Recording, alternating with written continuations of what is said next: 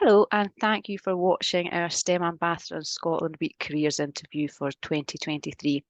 Today, we're going to be speaking to Jenny Malyon, who is a engineering project manager at General Electric.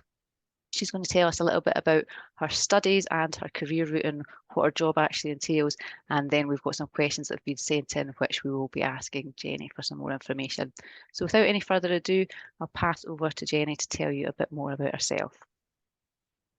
Hello. Yeah, so I'm going to probably repeat a little bit of that, but yes, my name is Jenny and I work as an engineering project manager in the power industry.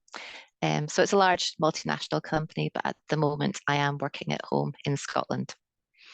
So I'm going to talk a bit, yes, about how I got into this position, about school, university, and the different roles I had up to this point. So at school, I wasn't sure what I wanted to do for a long time. So I studied a variety of subjects in my last year at higher. So I did hires in maths, English, physics, chemistry, and geography. I really liked maths at school and I wanted a career that used that and physics and had a lot of variety and maybe the chance to travel. So engineering seemed like a good fit.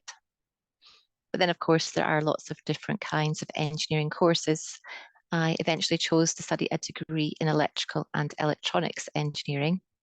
And that seemed like the most interesting at the time. It was really challenging and it included electronics, computing, and power engineering. And it covered how electricity is made, how it's transported, and how it's used and controlled.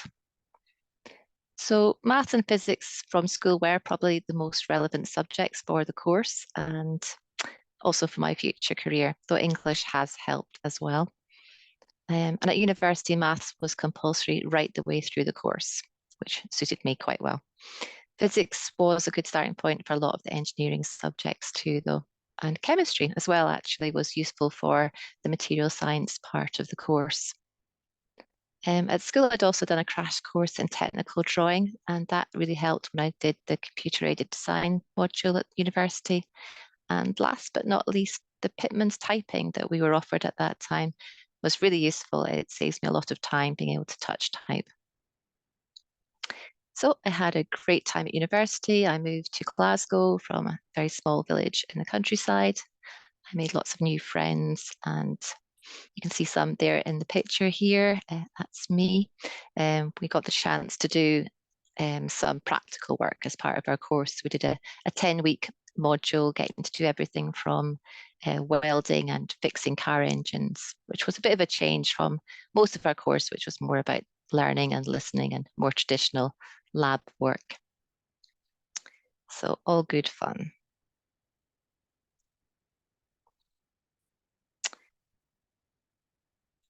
So, whilst I was at university, I was lucky enough to get a summer internship. So, I worked the summer between my last 2 years at a company that then offered me a job when I graduated. So, a graduate trainee job with the same company, which was based in Portsmouth in the south of England. So, there I had 2 years on the company's graduate training scheme, which was a really good opportunity to try working in different engineering departments.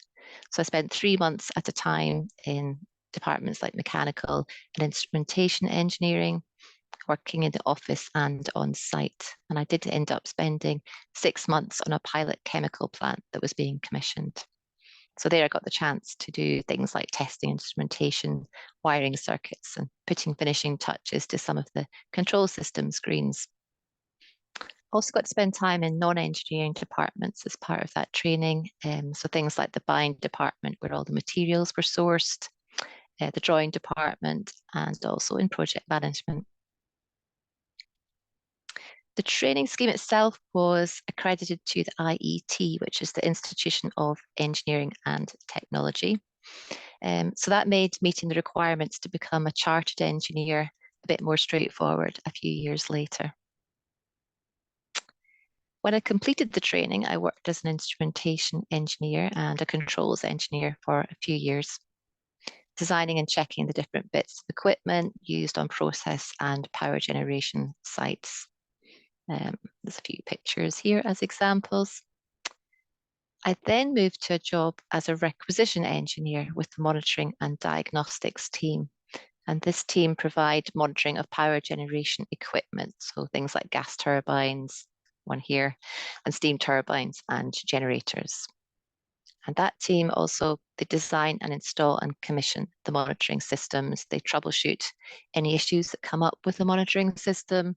They develop analytics that use the data that we bring back to our central databases to help predict and prevent any issues with the power generation equipment. So we also provide recommendations when we do spot issues directly to the customers on how to resolve any of those issues that come up. And some of the data that comes back might be things like temperature, vibration, or pressure, for example. So the monitoring team are making sure that the turbines keep working reliably, and we also help them to get back up and running if they do fail, so we can remotely connect to the site and look at the same screens as the customer. When the turbines aren't running, it can cost customers a lot of money in power generation. It can also cost, of course, a power cut to the local community. So it's very important that we get things back up and running as soon as possible. So as a requisition engineer for the monitoring team, I did get the chance to travel. I got to go all over Europe and also to places like America and the Middle East, anywhere where our monitoring equipment was being installed.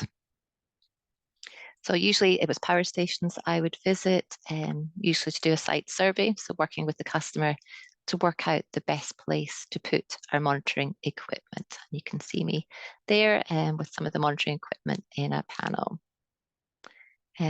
So once I'd done that and discussed everything with the customer, I would go back to the office and create the design documentation and drawings and make sure that the right equipment was being bought and installed to make sure that all that useful data was brought back to our central databases.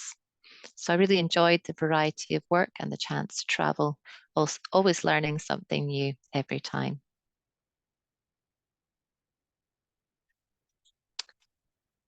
So a few years ago, it seemed like time for a change, and I moved to a new role as an engineering project manager. So in this job, there's less travel, but I am working with remote teams all over the world. I've got colleagues in Switzerland, France, America, and India. And my job is to help them work together on projects, solving issues. So developing new equipment, improving how we do things so we can work together faster and better. And you can see our monitoring team here in Atlanta as an example of one of the teams I do work with. When I start a new project, I have to first understand what the project is trying to do or achieve. So what problem needs to be solved. And I do this really by speaking to everyone involved, all the stakeholders, to make sure that all the requirements are understood and captured. I also work with teams to try and predict anything that could go wrong with the project. So we look at all the risks and look at ways to try and stop those things from happening, or at least make them less likely to happen. So it's not all about maths and physics. It's also really important to be a good listener and ask lots of questions. I also have to estimate how long the project will take and how much it will cost, and then try to keep those things on schedule and on budget. And to help with that, we have regular meetings, we have design review meetings and business approval meetings at regular intervals throughout the project to help try and keep us on track. If problems do come up during the project, it's my job to try and work with the teams to come up with a solution as we go along. And again, I'm still learning something new every day, and every project is still different. So I'm still enjoying the challenges of this job. Thank you for listening. Thank you very much for that, Jenny. It's really interesting, the different opportunities and the different fields that your chosen sort of study route and career route have given you. We have some questions that have been sent in by some of our students with regards to yourself and the job that you do. You obviously, the subjects that you enjoyed at school led you to do the degree that you chose, but how did you actually find out about that degree? Was it through the school, or did you know somebody that was already in engineering? I think I got the chance to go to one of them, I think it's a Women into Engineering week at Glasgow University. So that was about engineering and physics, actually. So that was probably one of the things that got me interested in it. And we had a few careers talks at school as well. But really, I think at that point, I was changing my mind every week until I filled in the forms. Yeah, it's really difficult at that age to try and think, so many years in advance and what you're going to be doing. But I suppose there's Very, always the opportunity once you start a degree, there's choices within that, you can go down different routes. yes. And even when you start work, I think people can change jobs more often. Yeah. You've talked about the subjects that were important to your degree and to your career. What was your favourite subject at school? It was definitely maths. Yeah, you can tell the way you talk about it that you really enjoyed it. Um, Another question, you're talking about the women in engineering course that you went to. The question that came up, have you found it's been difficult as a woman in engineering? Is it, during your studies, was there a lot of other women in your course or in your career? Have you found any barriers from being a woman?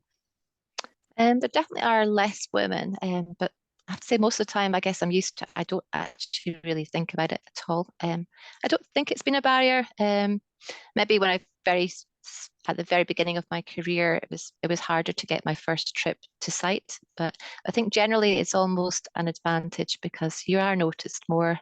If you're doing a good job, I think sometimes you're more likely to be remembered, and that can bring more opportunities.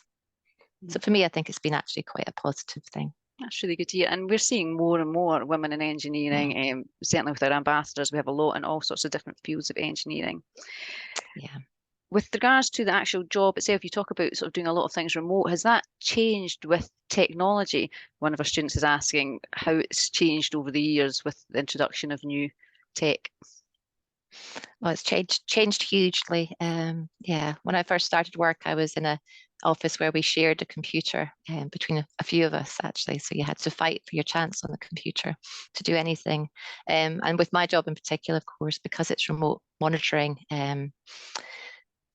everything we do has changed. And I don't work with anyone directly. Anymore in Scotland or even in the UK, really. The team, I think, as I mentioned, are spread all over the world. So that's grown more and more to the point where really I could be doing my job from anywhere, just with the complication of time zones Yeah, it's added to that. amazing. Amazing to think that, and it's more and more common now. And again, it Mm. opens up so many opportunities for our young people that they could be working with people all across the world. So you said that you sort of moved into project management and things, and you talked a little bit about the different skills that you need now.